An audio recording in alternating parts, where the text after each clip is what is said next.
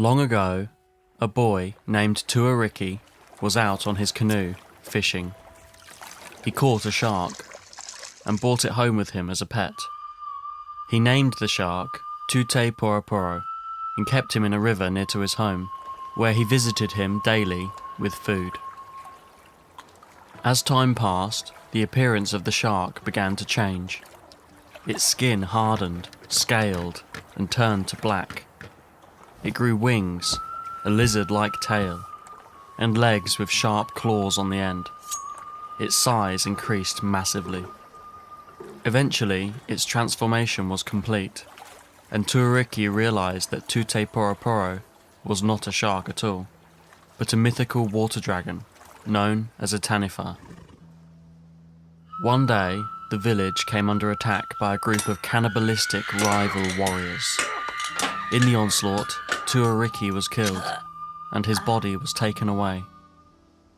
After a few days, when Tutae-Poroporo had not been visited by Tuariki with food, the Taniwha decided to leave his home in the river and look for his human friend.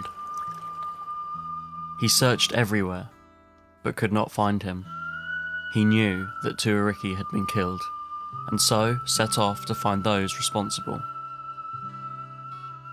After travelling for a while, the Taniwha picked up a scent from the north. It was the smell of cooking human flesh. He roared in anger and swam toward it as fast as he could. The smell got stronger, and when he got close to the enemy's village, he found a cave and lay in wait. He didn't wait long before he heard some of the villagers travelling down the river in canoes. As they passed the cave, he charged out. The villagers panicked at the sight of the huge dragon and tried to flee in terror. But they could not outrun him, and Tutae-Poroporo devoured them all. He now had a taste for human flesh.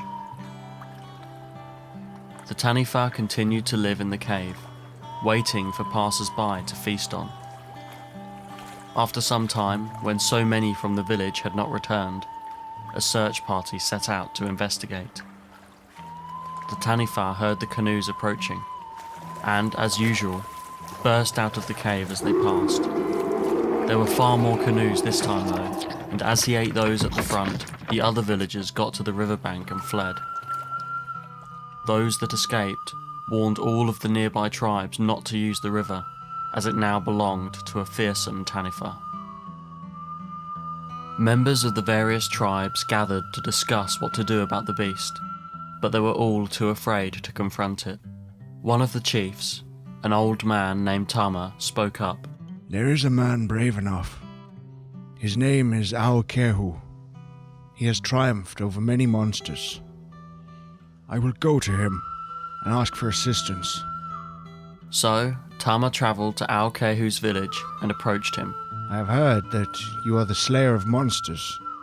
The people of my village and others surrounding it are living in fear of a terrible Taniwha. I am here to ask for your help. I have heard of this Taniwha, Ao-Kehu responded. Its name is Tutae-Poroporo. Go home. Tomorrow I will battle with this beast. The next day, Ao-Kehu gathered some warriors and marched to Tama's village. In his hands were his two special weapons, which were lined with the teeth of sharks. When they arrived, he gave orders to his men.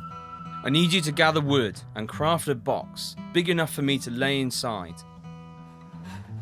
When the box was completed, he put it on the river and climbed inside with his weapons. The lid was closed on him, and he was set afloat. As the box passed Tutae-Poroporo's cave, the Taniwha could smell that inside was a human. He rushed out and swallowed the box whole. Shortly after, he began to groan in agony. Within the belly of the Taniwha, Ao-Kehu had smashed his way out of the wooden container and was slicing up the creature's insides. There was no way for the Taniwha to defend itself. It roared out and died. The Taniwha's body floated down the river and washed ashore. Ao-Kehu's men rushed to it and cut it open, freeing the great warrior. The villagers came down and thanked Ao-Kehu. They retrieved the bones of the Taniwha's previous victims from its belly and laid them to rest. Tutae-Poroporo's body was left for the birds and fishes to feed on.